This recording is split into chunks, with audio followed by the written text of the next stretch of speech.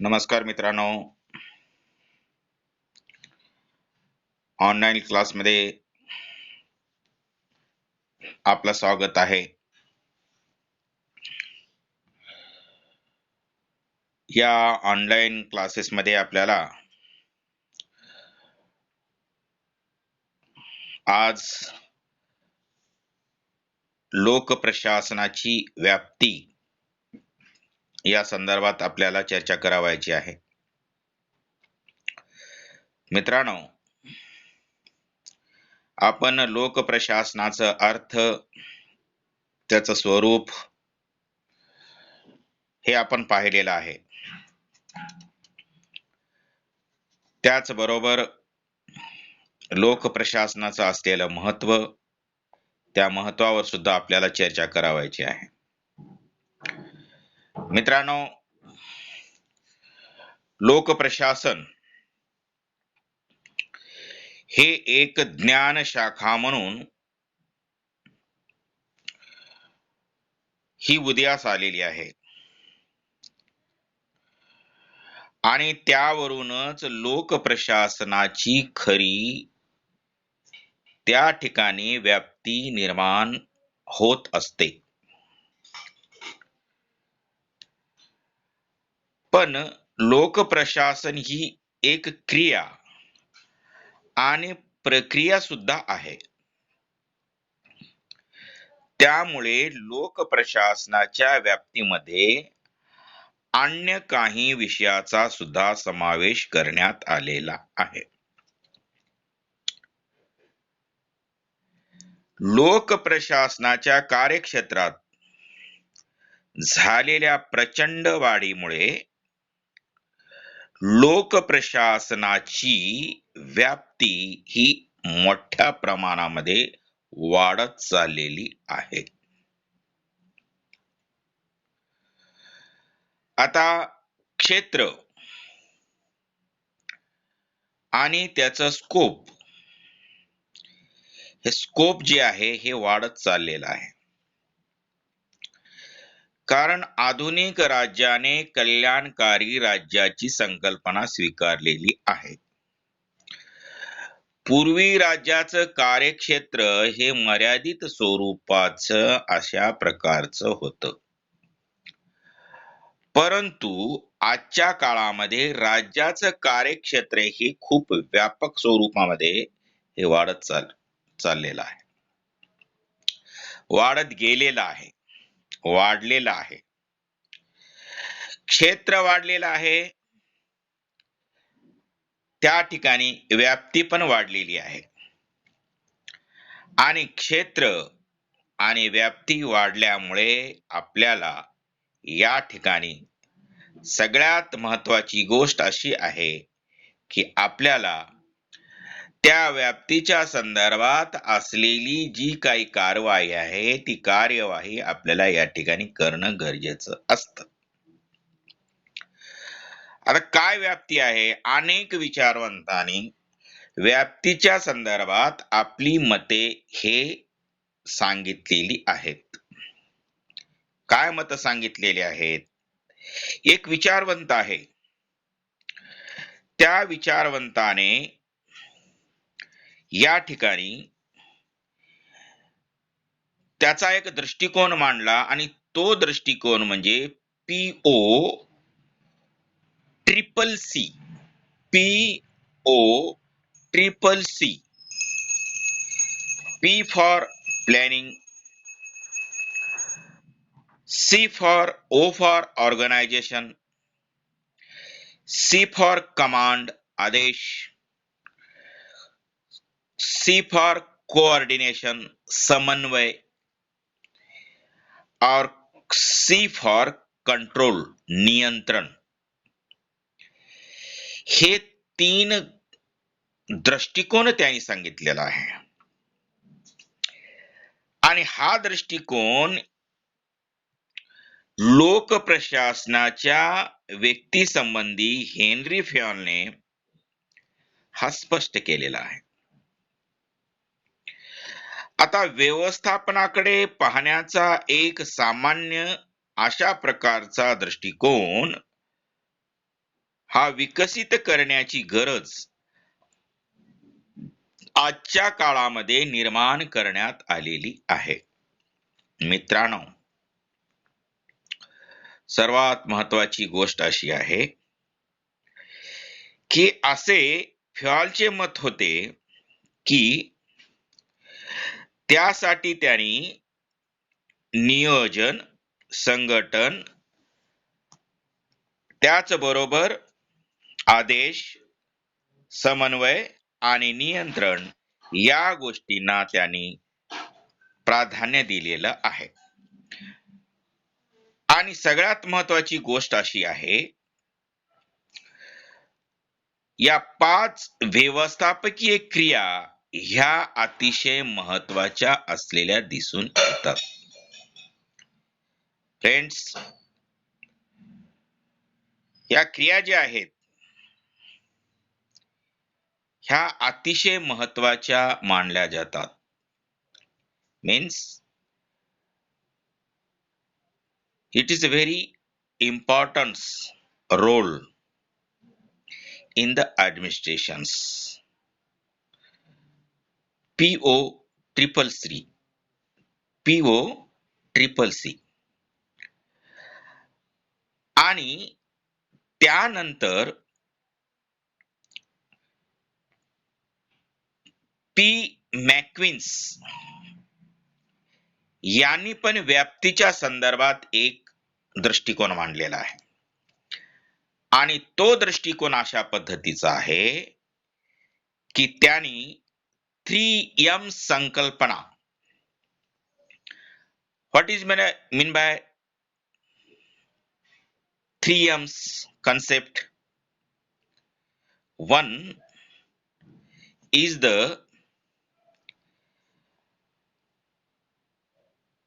means, नियंत्रण. Next material आणि शेवटचा आहे लास्ट मेथड. आणि या दृष्टिकोनानुसार मानव साधन सामुग्री व पद्धती यांचे संघटित स्वरूप म्हणजे लोकप्रशासनाची व्याप्ती. विद्यार्थी मित्रांनो, या ठिकाणी सगळ्यात मोठा दृष्टिकोन जर कोण मांडलेला असेल लोकप्रशासनाच्या संदर्भात, तर तो आहे लुथर गुलिक. आणि लुथर गुलिकने लोकप्रशासनाच्या संदर्भात मांडलेला जो काही सिद्धांत आहे, जो काही दृष्टिकोन आहे, जो काही अप्रोच आहे, हा अप्रोच म्हणजे पोस्ट डिकॉर्ब, POSDCORB, हा सगळ्यात मोठा आणि अतिशय इम्पॉर्टंट असलेला हा दृष्टिकोन असलेला या ठिकाणी दिसून येतो. विद्यार्थी मित्रांनो, शास्त्राचं स्वरूप आपण पाहिलं आणि शास्त्राचं स्वरूप पाहिल्याच्या नंतर मी तुम्हाला सांगतो की एखादी गोष्ट जर आपल्याला चांगल्या पद्धतीनं किंवा प्रशासनामध्ये जे चांगल्या पद्धतीची कार्यक्षमता निर्माण करावयाची असेल, प्रशासन जर जनताभिमुख स्वरूपाचं द्यायचं असेल, तर त्या ठिकाणच्या सर्व लोकांना विश्वासात घेणं गरजेचं आहे. आणि लोकांचं सुद्धा प्रशासनावरती विश्वास असणं गरजेचं आहे. हे पहा, एक प्रशासन आणि जनता, जनतेचं प्रशासनामध्ये सहभाग असणं गरजेचं आहे आणि प्रशासन जनतेसाठी विकासाच्या असलेल्या धोरणाची अंमलबजावणी करणं गरजेचं आहे. म्हणून वुड्रो विल्सन सांगत असतं, आणि विड्रो विल्सन यांनी सांगितल्याच्या अगोदर लोक प्रशासन आणि राज्यशास्त्र एकच मानलं जात होतं. एकच मानलं जातं. Political science and public administration is the same. But Woodrow Wilson has divided the distribution, the administrations and political science. मग हे काय केलं माहितीये का? Politicians are decision maker. म्हणजे पॉलिटिक्स हे किंवा राजकारण हे धोरण ठरविणारं असतं, तर public administration is the implementer. तो अंमलबजावणी करणारा असतो. कशाची? धोरणाची, डिसिजनची अंमलबजावणी करणारी व्यवस्था आहे. म्हणून ती एक वेगळ्या प्रकारची शाखा म्हणून आज आपण आपल्या प्रत्येक विद्यापीठामध्ये याचं अवलोकन करू लागलेलो आहोत. आणि या सर्व गोष्टीचा विचार करत असताना आपण सांगितलेलं आहे की एका दृष्टिकोनाचा आपण या ठिकाणी विचार करावयाचा आहे. काय आहे ते एक दृष्टिकोन? तर पहिलं आहे यामध्ये नियोजन, प्लॅनिंग. आणि प्रशासनामध्ये प्लॅनिंग ही अतिशय महत्वाची गोष्ट आहे. प्रशासनामध्ये प्लॅनिंग अतिशय महत्वाचं. Planning is the very importance in the administrative level, in the administration. प्रशासनाला कार्य करण्यापूर्वी कार्याची रूपरेषा तयार करावी लागते आणि कार्यासंबंधीची विस्तृत योजना तयार करून कार्याचा उद्देश ठरविणे आवश्यक असते. कार्यासाठी कोणते धोरण आखावे, जे कार्य करणार आहोत त्या कार्यासाठी कोणतं धोरण आखावं, आणि कार्यपूर्तीची साधने कोणती असावीत, त्या साधनांची पूर्तता कशा पद्धतीने करावी, अशा अनेक बाबी संबंधी या ठिकाणी विचार केला जातो. ज्यातून निश्चित ध्येय आणि धोरणाची प्राप्ती सुलभपणे ही करता येते. म्हणून प्रशासनात नियोजनाला एक अनन्य स्वरूपाचं महत्व हे प्राप्त झालेलं आहे. यानंतर ऑर्गनायझेशन, संघटना. कशाची संघटना आहे की प्रशासनामध्ये संघटना असतात. प्रशासन ही एक संघटना आहे. प्रशासनाची कार्य ही एक संघटनाच आहे. मग संघटना म्हणजे कार्याची व पदांची रचना होय. प्रशासन म्हणजे कार्याची आणि कार्यपूर्तीची ही रचना असलेली दिसून येते. संघटनेच्या साहाय्याने प्रशासकीय कार्याचे विभाजन करून प्रत्येक कार्य व्यवस्थितपणे ही केली जातात आणि निश्चित उद्देश प्राप्तीसाठी कार्य व पदाची निश्चिती आणि निश्चित रचना व सुव्यवस्था करावी लागते. संघटनेशिवाय प्रशासनाची कल्पनाच करता येत नाही. मित्रांनो, या ठिकाणी सगळ्यात महत्वाचं आहे स्टाफ. स्टाफ मीन्स कर्मचारी, पर्सोनल. आणि हे पर्सोनल जे असतात हे अतिशय महत्वाचे असतात. यामध्ये कारकुनी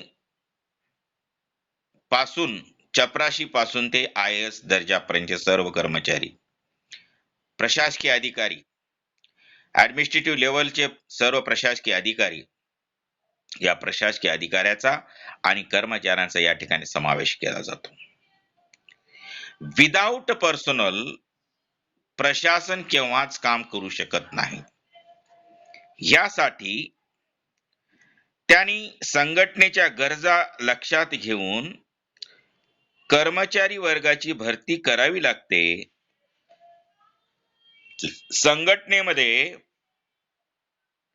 संघटनेमध्ये व्यवस्थापक किती असावेत, तंत्रज्ञ किती असावेत, याची निवड कशी करावी, त्यांची पात्रता काय असावी, प्रशिक्षण कसे द्यावे, इत्यादी गोष्टी निश्चित कराव्या लागतात. आणि त्याशिवाय संघटनेच्या रचनेला महत्व प्राप्त होत नाही. आणि संघटना चालविण्यासाठी योग्य, कुशल व इमानदार लोकसेवकांची आवश्यकता असते. थोडक्यात लोकप्रशासनाचा आधार कुशल कर्मचारी वर्ग असतो आणि कर्मचाऱ्याची भरती, प्रशिक्षण, त्यांना बढती, प्रमोशन, वेतन, पेमेंट, कार्यपरिस्थिती इत्यादीचा अभ्यास लोकप्रशासनांतर्गत केला जातो.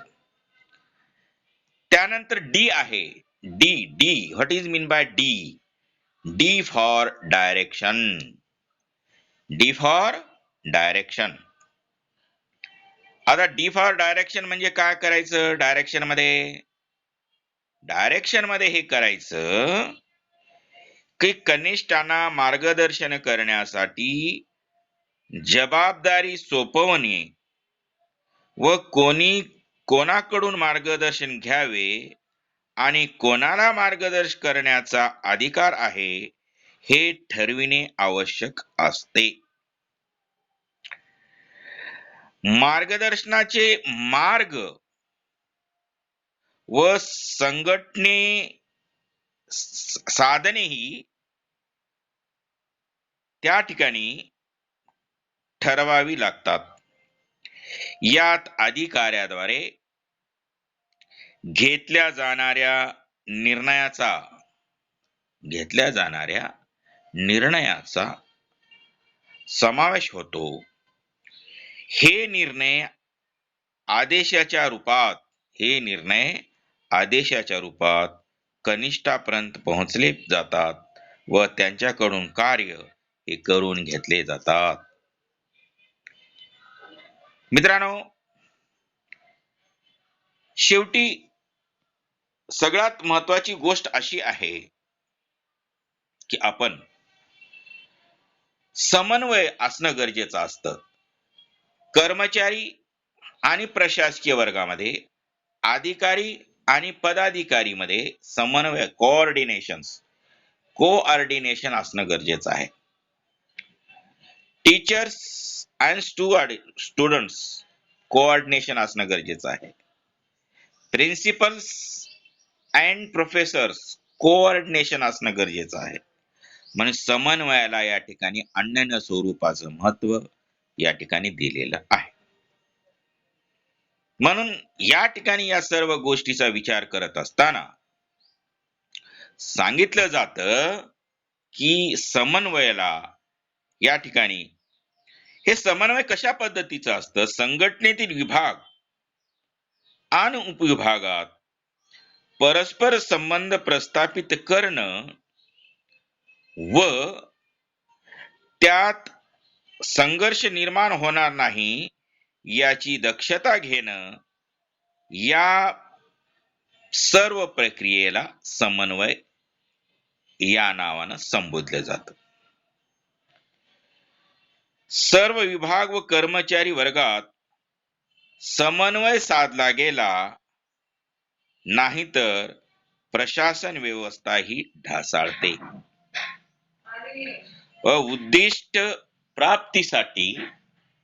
व उद्दिष्ट प्राप्तीसाठी ही या ठिकाणी होऊ शकत नाही.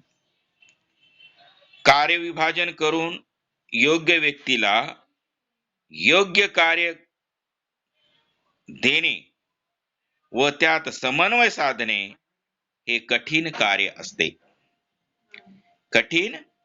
असते आणि त्यासाठी समन्वयाचा औपचारिक आणि अनौपचारिक त्याला इंग्लिश मध्ये काय म्हणतात, फॉर्मल अँड इनफॉर्मल, औपचारिक आणि अनौपचारिक संघटना या ठिकाणी कार्य करत असतात. या संघटना ह्या काय करत असतात, कार्य करत असतात. मग आता शेवटच्या अगोदर आहे रिपोर्ट्स, अहवाल. आपण केलेले जे काही कार्य आहे ते कार्याचा अहवाल त्या ठिकाणी देणं गरजेचं आहे. आणि हे अहवाल देत असताना संघटनेमध्ये, आणि हे लोक प्रशासनामध्ये खूप महत्वाचं आहे. राजकारणात तर महत्वाचं आहे, परंतु ज्या गोष्टीचं इम्प्लिमेंटेशन आपण या ठिकाणी केलेलं आहे त्या इम्प्लिमेंटेशनचं रिपोर्टिंग करणं गरजेचं आहे. रिपोर्टिंग कुणाला करणं गरजेचं आहे, हायर अथॉरिटीला करणं गरजेचं आहे. जसं ऍडिशनल कलेक्टर आहे, हा ऍडिशनल कलेक्टर किंवा तहसीलदार आहे किंवा तलाठी आहे, गिरदावर आहे, हे रिपोर्टिंग कुणाला करत असतात, आपल्या हायेस्ट असलेल्या अप्पर लेवल असलेल्या अधिकाऱ्याला करत असतात. म्हणून रिपोर्टिंगला सुद्धा एक या ठिकाणी महत्व दिलेलं आहे. हे महत्व कशा पद्धतीचं आहे हे सुद्धा या ठिकाणी अभ्यासणं हे गरजेचं आहे. हे रिपोर्टिंग अहवाल देणे म्हणजे संघटनेत संदेशवहन, कम्युनिकेशन आणि संघटनेवशन आणि त्याचा असलेला मागोवा, फीडबॅक, त्याला म्हणायचं मागोवा, फीडबॅक, याची व्यवस्था करणे होय. प्रशासनाचे यश आणि उत्तम संदेशवहन व्यवस्थेवर या गोष्टी ह्या नेहमी काय करत असतात, अवलंबून असतात. म्हणून संघटन व्यवस्थेमध्ये या गोष्टीला सुद्धा एक अनन्य स्वरूपाचं महत्व हे प्राप्त झालेले आहे. आणि ह्याच गोष्टी नाही, लुथर गुलिकनी सांगितलेले जे काही ह्या पोस्ट कॉर्प जे काही सिद्धांत आहे, हा पोस्ट कॉर्प सिद्धांत हा अतिशय महत्वाचा असलेला दिसून येतो. आणि यावरून सगळ्यात महत्वाची गोष्ट आहे की लोकशाही शासन व्यवस्थेमध्ये प्रशासन जनतेप्रती उत्तरदायी असते आणि सार्वजनिक धोरणाची अंमलबजावणी करणे व प्रशासनाचे प्रमुख उद्दिष्ट हे त्याचे उद्दिष्ट असते. त्यासाठी प्रशासनातील प्रत्येक घटक आपल्या कार्याचा अहवाल हे सादर करत असते. तसेच संदेशवहनासाठी मार्ग हे निश्चित करावे लागतात. ते सहज व सुलभपणे होईल याची काळजी घ्यावी लागते. कारण प्रशासनाचे कार्य समस्या किंवा कमतरताची जाणीव अहवालाच्या माध्यमातून हे होत असते. या आधारावर पुढील कार्याची दिशा ही निश्चित करता येते. काय करता येते? ही निश्चित करता येते. म्हणून प्रशासनात अहवाल ही एक महत्वपूर्ण अशा प्रकारची काय आहे, प्रक्रिया आहे.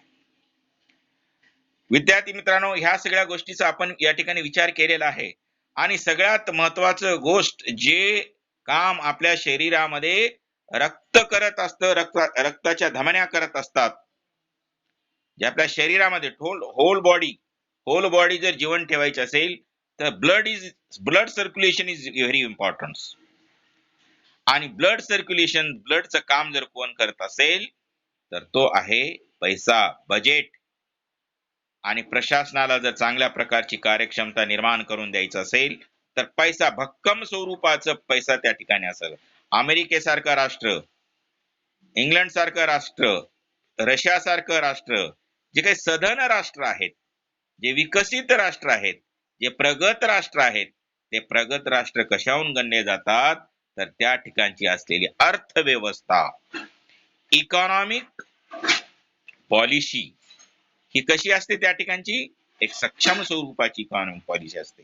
आणि त्या सक्षम असलेल्या इकॉनॉमिक पॉलिसीच्या धोरणावर राज्याचा कारभार हा काय केला जातो, चालीला जातो. म्हणून या ठिकाणी बजेटरी प्रक्रियेला सुद्धा एक महत्व या ठिकाणी दिलेलं आहे. मित्रांनो, वित्त हा प्रशासनाचा आत्मा आहे. वित्त म्हणजे पैसा. Economy is the souls of administrations. हा प्रशासनाचा आत्मा आहे. प्रत्येक प्रशासकीय कार्यासाठी पैसा हा आवश्यक असतो. आणि कौटिल्याच्या मते तर अकॉर्डिंग टू द कौटिल्य काय म्हणतं, सर्व उद्योगाचा आधार हा पैसा असतो.